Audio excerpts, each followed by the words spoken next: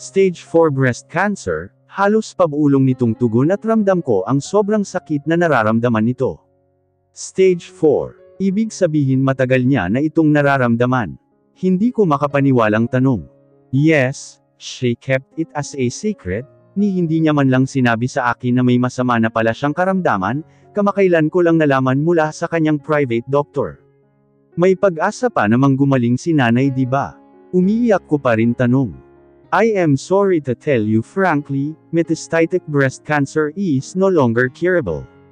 Apektado ang kanyang vital organs katulad ng brain at lungs, anito at hindi na rin napigilan ang tahimik na pagluha.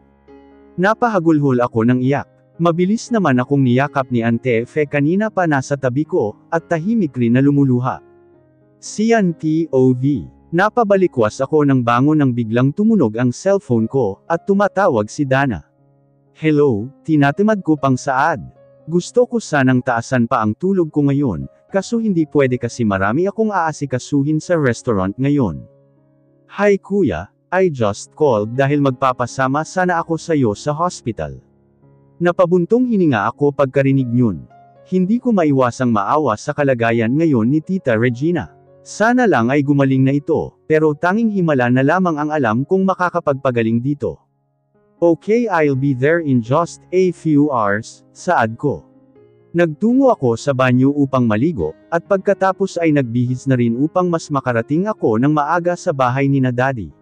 Bihira na lang din kasi akong bumibisita, dahil mas namamalagi kasi ako dito sa bahay ko sa Cavite, at palagi rin akong abala sa trabaho. Pagdating ko ng bahay ay namataan ko si Dana sa sala. Mabilis itong tumayo at nagpatiuna na ito sa sasakyan.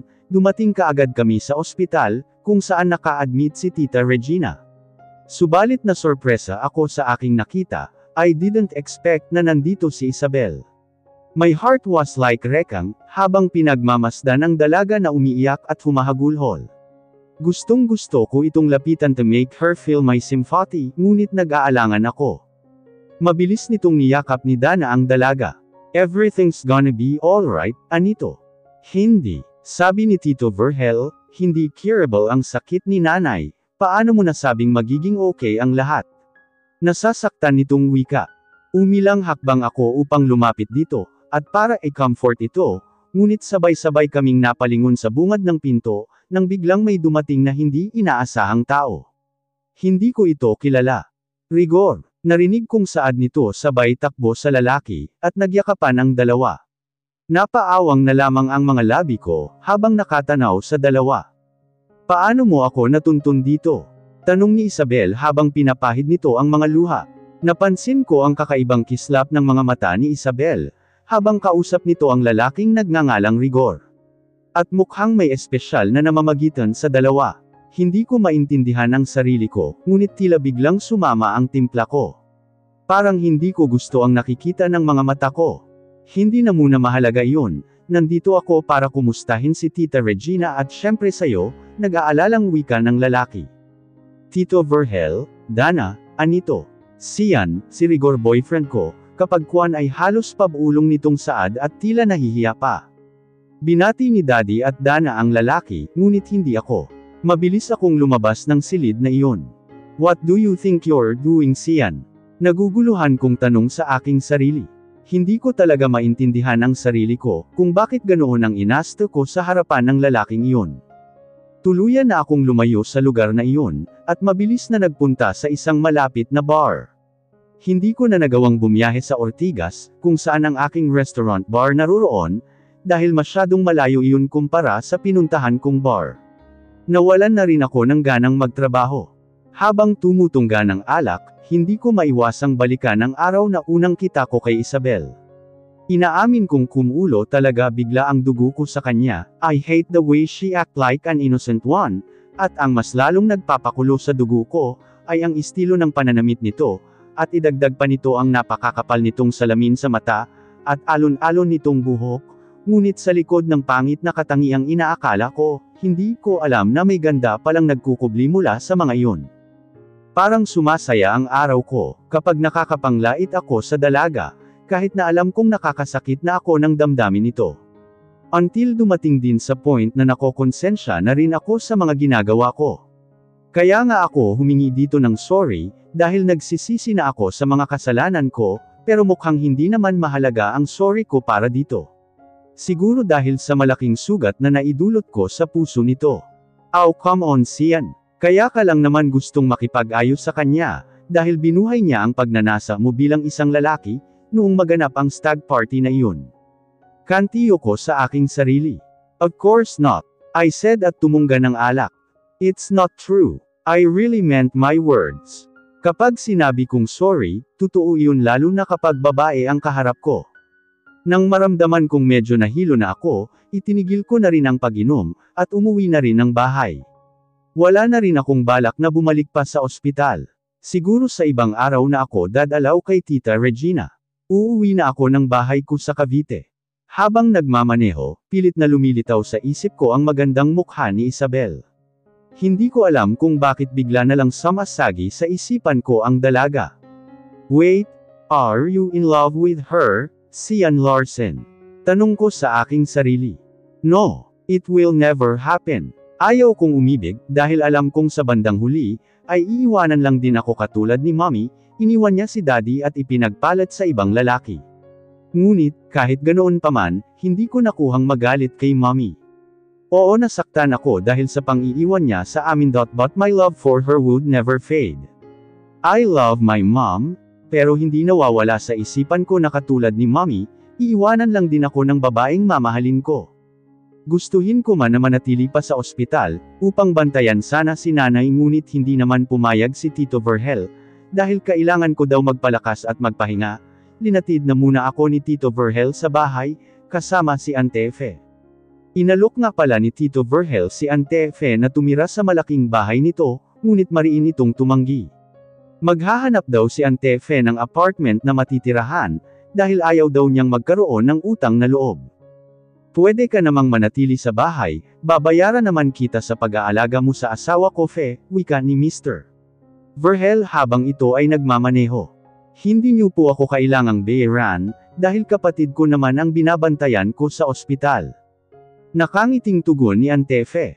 Okay kung ayaw mong bayaran kita, pues pumayag ka na lang na sa bahay na muna tumira, ani Tito Vergel, at sinulyapan nito si Auntie Fe sa rearview mirror. Instead na maghanap ka pa ng apartment na matutuluyan, dugtong nito. Pumayag ka na lang Auntie Fe, kasi wala ka pa naman pera na pambayad ng renta, bulong ko sa katabing si Auntie Fe, sa bandang huli ay pumayag na rin si Auntie Fe. Nang sa wakas ay makarating na kami sa bahay, iginiya kami ni Tito Vergel sa dati kong silid noon.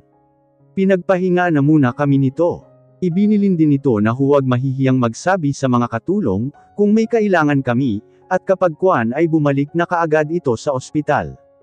Kaagad namang iginupok si Auntie Fe ng antok, habang ako naman ay hindi makatulog dahil sa kaiisip kay nanay. Hindi ko rin maiwasang isipin si Rigor. Nagkaroon kami kanina ng mixing pag-uusap. Totoo nga ang sinabi ni Auntie Fe na hinanap ako nito sa Maynila. Ngunit hindi niya nga lang ako natunton, dahil nga maling address at contact number ang ibinigay ng tiyahin ko. At kaya natuntun kami ni Rigor sa hospital, dahil pa rin iyon kay Auntie Fe. Bilang pagtatama nito sa kanyang maling ginawa, palihim nitong tinawagan si Rigor. Upang sabihin kung saan ako naruroon. Lingid sa kaalaman ni Rigor na nakauwi na pala ako ng probinsya, at muling nakabalik ng Maynila. Dahil sa kahahanap daw sa akin ni Rigor, nawalan na daw ito ng interes na mag-aral pa sa kolehiyo. Sa ngayon ay nagtatrabaho si Rigor sa kanyang tiyahin sa isang malaking grocery bilang bagger. Sa tiyahin nito tumuloy ang 19 years old na si Rigor, habang patuloy naman ito sa paghahanap sa akin. Nagkaroon na rin ng linaw ang relasyon namin ni Rigor. Sa wakas ay narinig ko na mismo mula sa bibig nito ang salitang mahal kita. Pero dahil sa malaking problemang kinakaharap ko ngayon, hindi ko na muna binigyan ng pansin ang relasyon namin ni Rigor. Dahil nga hindi ako makatulog, lumabas ako ng kwarto at nagtungo sa veranda, upang magpahangin at nagmuni-muni. Tumangala ako sa magandang kalangitan. Napangiti ako nang makita ang nagkikislapan, at naggagandahang mga bituin. Ang sarap sa pakiramdam, habang pinagmamasdan ang mga iyon, sapagkat tila napapawi ang lahat ng bigat ko sa dibdib. Tila nawawala ang lahat ng problemang kinakaharap namin ngayon. Ilang sandali lang ay napaigtad ako nang biglang tumunog ang doorbell. Sinulyapan ko muna ang pambisig kong relos. 10:00 na pala ng gabi. Ilang beses din na tumunog yun hanggang sa tumigil na rin ito. Marahil ay pinagbuksan na ng isa sa mga katulong ang kung sino mang panauhin. Muli akong tumangala sa kalangitan. Binalikan ko ang mga alaala noong bata pa lang ako, kasama si nanay at tatay. Maituturing kong masaya ang aming pamilya noon. Hindi ko rin nakikitang nagtatalo si nanay at tatay katulad ng ibang pamilya. Sa kabila ng kahirapang nararanasan noon, tinatamasa ko naman ang tunay at buong-buo na pagmamahal mula sa aking mga magulang. Hanggang sa dumating ang araw na hindi namin inaasahan. Kinailangan ni nanay na humanap ng malaking halaga ng salapi. Dahil sa malubhang karamdaman ni tatay. Ngunit dahil sa sobrang kahirapan, at kawalang gustong magpahiram sa amin ng pera noon, hindi naagapan ang sakit ni tatay na naging dahilan ng maagang pagkamatay nito. Simula ng mga pangyayaring iyon, labag man sa kalooban ni nanay, ay lumuwas ito ng Maynila upang maghanap ng trabaho, at ilang taon din kaming hindi nagkita. Lumaki ako sa pangangalaga ni Antefe. Katulad ni nanay, minahal din ako ni Antefe na parang tunay na anak. Natigil ang pagmumuni-muni ko nang makarinig ako ng pagbukas ng pintuan. Humakbang ako upang silipin kung sino ang dumating, pero wala akong nakita. Pansin kong nakaawang ang pinto, kaya mabilis kong nilapitan at isinara iyon. Hahakbang na sana ako pabalik sa veranda, ngunit napahinto ako ng mahagip ng paningin ko ang isang balto ng katawan sa sala. Nakasandal ito sa sofa, ngunit nakapikit ang mga mata na tila inaantok pa. Sian, bulong ko sa aking sarili. Ang buong akala ko ay umuwi ito ng bahay nito sa Cavite, pero bakit ito naririto? Nagtaka din ako sa biglang paglalaho nito kanina sa ospital. Naisip ko ay baka umuwi ito ng Cavite, at hindi lang nakapagpaalam ng maayos kay Tito Vergel, dahil baka may emergency itong kailangang asikasuhin. Dahan-dahan akong lumapit dito. Sian, saad ko ngunit hindi ito sumagot kaagad, siguro mga ilang segundo bago ito nagmulat ng paningin. Pansin kong nakainom ito, dahil sa pamumungay at bahagyang pamumula ng magaganda nitong mga mata. Don't disturb me. Asik nito habang nakatitig sa mga mata ko, sa paraan ng pagtitig nito, ay may nabanaag akong galit bagay na hindi ko inaasahan. Tanda ko pa noon ang biglang paglambot ng pakikitungo nito sa akin, bago ako umuwi patungong probinsya, at nakakapagtakang tila mainit na naman ang dugo nito sa akin. Naisip ko pa rin na marahil ay nakainom ito. Kailan ka aalis dito? Anito at muling pumikit. Kapag gumaling na si Tita Regina, pwede ka nang makaalis dito, malamig ang boses nitong saad. Napaawang ang mga labi ko, dahil sa narinig. Kung ganoon, hindi pala ang totoo ang pagiging mabait nito bigla sa akin. Hindi pala tunay ang paghingi nito ng tawad sa akin. Pasensya ka na kung naistorbo kita, saad ko sa medyo garalgal na tinig. Kapag kuwan ay umilang hakbang na ako upang magtungo na doon sa veranda, ngunit napahinto rin ako nang muli kong marinig ang pagsasalita nito. Answer me. Kailan ka aalis dito? Anito sa mataas na boses. You're not belong here. I don't want you to be part of our family. Wala kang pakialam kung kailan. Tugon ko at hindi ko na napigilan ang pagtaas ng boses ko. Nandito ako para kay nanay. At para lang malaman mo, wala akong pakialam kung harap-harapan mo akong inaayawan. Wala akong paki kung hindi mo ako tanggap bilang kapamilya mo. Dahil hindi ako nandito para tanggapin mo. Galit kong saad. Nandito ako dahil may sakit si nanay, saad ko at ramdam ko ang biglang pag-iinit ng mga mata ko, at hindi ko na nga napigilan ang pagbagsak ng aking mga luha. Mabilis akong tumakbo palayo kay Sian, at dumiretso na ako sa kwarto. Kinabukasan, maaga akong gumising upang magtungo sa ospital. Namataan ko si Sian sa sala. Good morning, I'm sorry wala ako ngayon sa Cavite. I am here at my father's house. Siguro need ko lang muna magpahinga sa trabaho, narinig kong saad nito mula sa kausap sa telepono. Saglit muna akong huminto. Naisipan ko na lang na iwasan ito, kaya naman, nilagpasan ko lang ito at nagtungo sa coffee kitchen. Ipinagtimpla ko si Antefe ng kape. Hindi ko alam na nagdala ka pa pala ng palamunin dito sa pamamahay ni Daddy. Napahinto ako sa paglalagay ng asukal sa kape, nang biglang sumulpot doon si Sian. Muli akong nagpatuloy sa ginagawa at hindi na ito pinansin pa, masyado pang maaga para sa pakikipagtalo dito. Gaano ba kahirap sa probinsya, at nagawa mong magdala ng palamunin dito? Sa pagkakataong iyon ay hindi na ako nakatiis pa.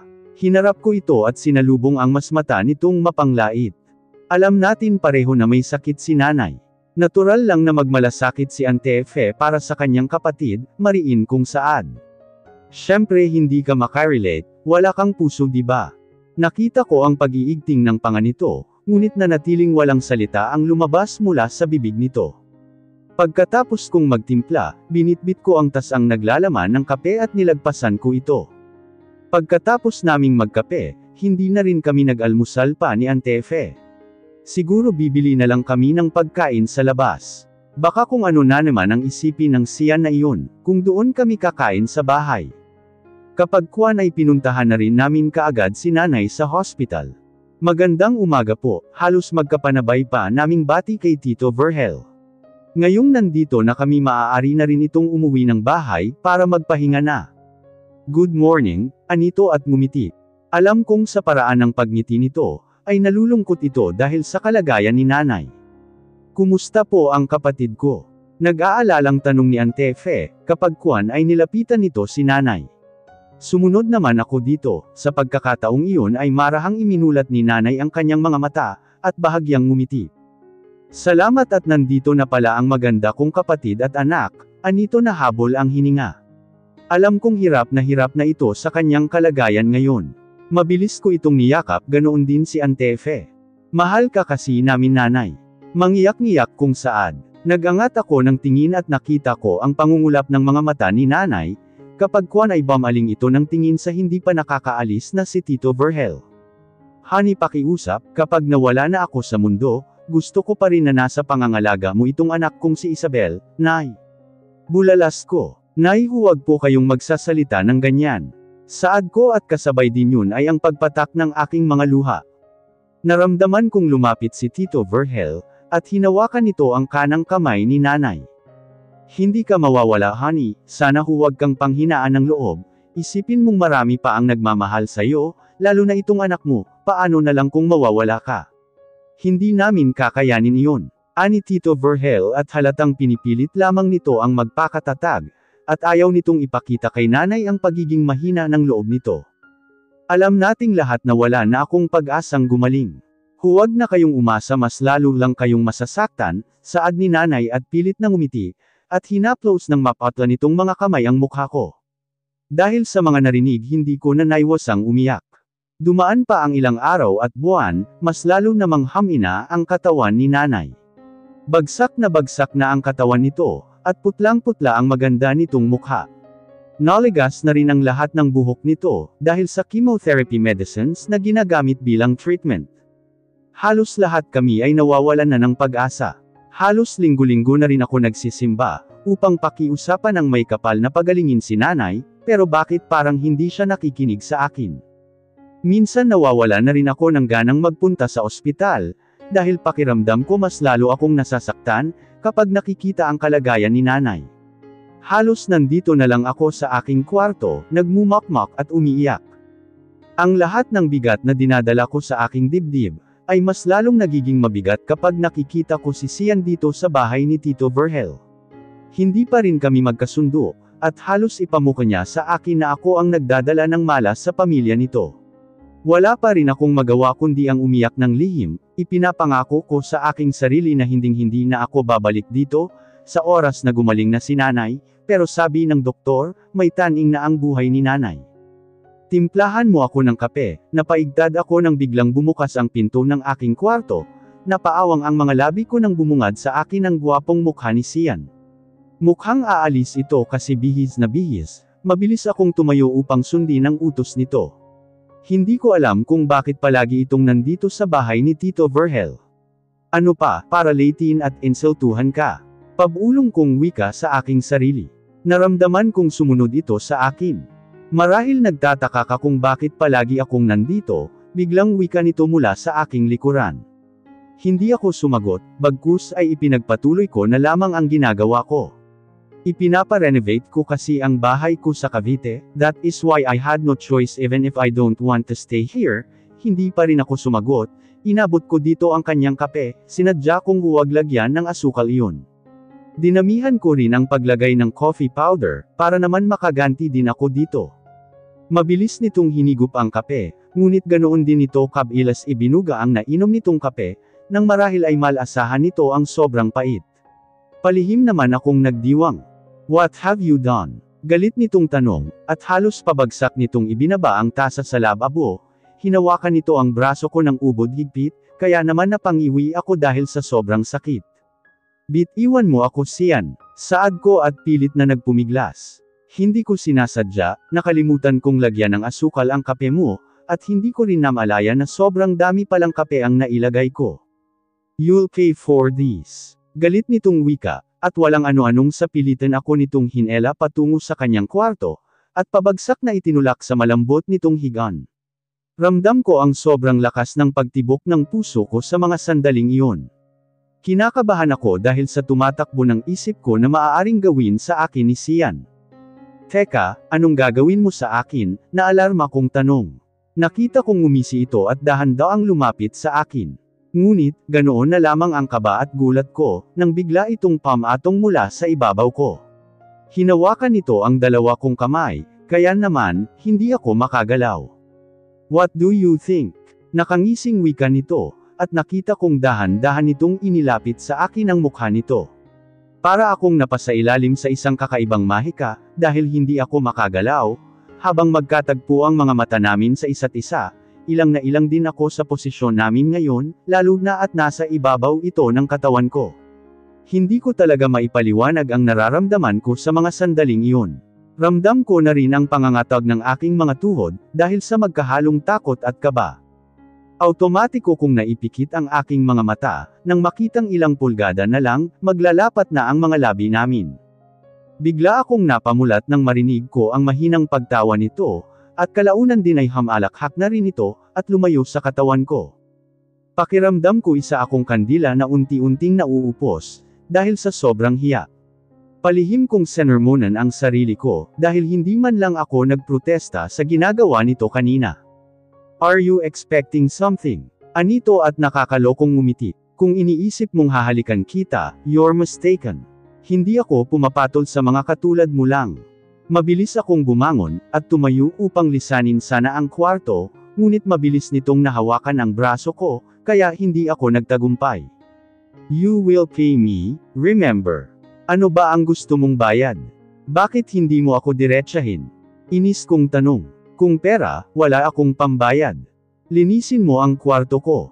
Anito at binitiwan ang kamay ko. Kailangang malinis na ito pagkagaling ko sa trabaho. Understand?